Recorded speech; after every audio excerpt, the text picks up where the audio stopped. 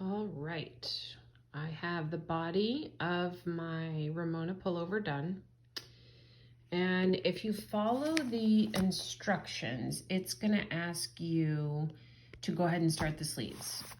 I like to pick this up first. And the reason is I want to be able to try on my sleeves as I go, and I want this to fit properly. So I like to pick up all the stitches around the neckline first.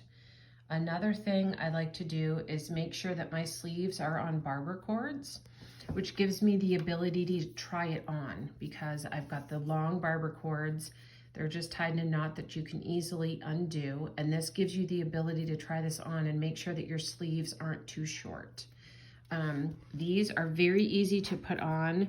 You can see they're a hollow tube. It's a little tricky to show you that, but see that little hollow tube?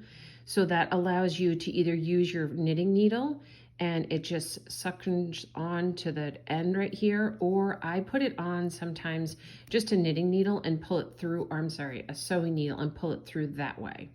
So right now I'm gonna start picking up my stitches. What I'm gonna do is make sure that all of the sizing is illuminated, highlighted, and make sure that I know my final number.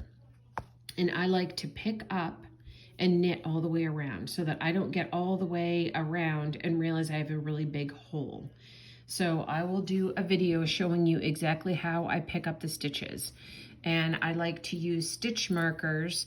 So I go ahead and pick up, the 30 or so, and then I put a stitch marker so you don't have to keep counting. The other thing to keep in mind when you're picking up your stitches, if you end up with 31 because you don't want to have a big gap, that's all right. I would rather have it look very clean around my edging and have an additional stitch picked up and then knit them together.